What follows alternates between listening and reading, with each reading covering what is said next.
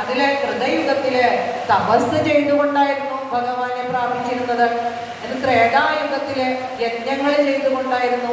ദ്വാപര യുഗത്തിലേക്ക് വന്നപ്പോഴേക്കും പൂജകൾക്കായി പ്രാധാന്യം. അങ്ങനെ ഓരോ യുഗത്തിലും ഭഗവാനെ ഓരോ രീതിയിലായിരുന്നു ഭഗവാനെ പ്രാപിച്ചുകൊണ്ടിരുന്നതെന്ന് മാത്രം. എന്നാൽ ഇപ്പോൾ കലിയുഗം, ഈ കലിയുഗത്തിലെ ആണ് ഏറ്റവും ശ്രേഷ്ഠമായിട്ടുള്ളത്. നാമസങ്കീർത്തനം കൊണ്ട് മാത്രം ആ ഭഗവാനെ പ്രാപിക്കാനായിട്ട് കഴിയുമെന്ന് പറഞ്ഞു. ഇപ്പോൾ തപസ് ചെയ്യണമെങ്കിലും ആ പൂജകൾ ചെയ്യണമെങ്കിലും ഒക്കെ കൂടുതൽ പ്രയത്നം ആവശ്യമാണ്.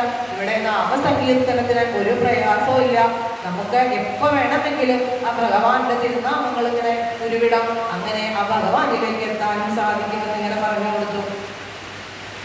ഇനി ഉദ്ധവന് വേണ്ട ഉപദേശം കൊടുക്കുകയാണ്. അപ്പൊ ഉദ്ധവൻ വന്നു ഭഗവാന്റെ അടുത്തേക്ക്, എന്നിട്ട് ചോദിച്ചു.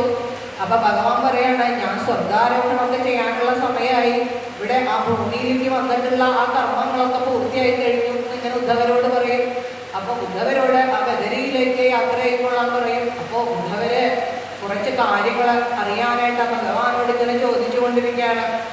അപ്പോൾ ഉദ്ധവരോട് പറയും ഭഗവാൻ, സർവസംഗ പരിത്യാഗിയായിട്ട് ബദരിയിലേക്ക് പോയിക്കോളൂ എന്നാണ് പറയണത്.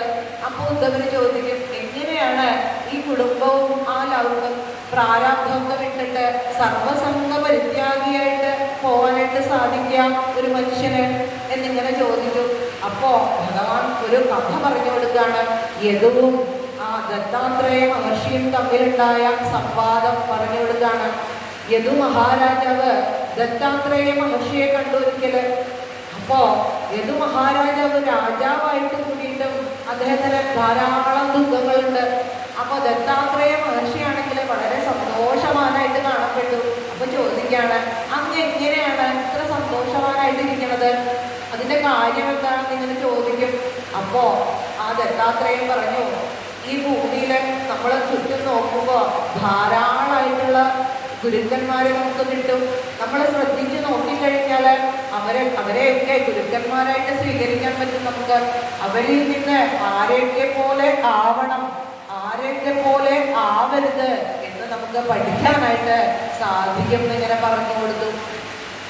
അപ്പോ അദ്ദേഹം പറയാണ്, ഞാൻ ഭൂമിയെ കണ്ടു, ഭൂമിയെ നോക്കിക്കൊണ്ട് എനിക്ക് ഒരു കാര്യം മനസ്സിലായി, ഭൂമിയെ പോലെ ക്ഷമ എന്ന ഗുണം പഠിക്കണമെന്ന് പറഞ്ഞു. ഭൂമിയെ നമ്മൾ ധാരാളമായിട്ട് ഉപദ്രവിക്കും, കുഴിക്കും, അതിനെ വെട്ടിമുറിക്കും, അങ്ങനെ എത്രയെത്ര കാര്യങ്ങൾ ആ ഭൂമിയെ ഏൽപ്പിച്ചാലും ആ ഭൂമി ദേവി സർവസഭയായിട്ട് അതിനെ ഒന്നും പ്രതികരിക്കാണ്ട് ക്ഷമാപൂർവ്വം നൽകുന്നു. അപ്പോൾ അങ്ങനെ ഭൂമിയെ പോലെ ആവണമെന്ന് പഠിച്ചു. ഇനി വായുവിനെ പോലെ ആവണമെന്ന് പഠിച്ചു. വായു ഒന്നിലും ശബ്ദമില്ലാതെ ഇങ്ങനെ സഞ്ചരിക്കുന്നതാണ് വായു. അത്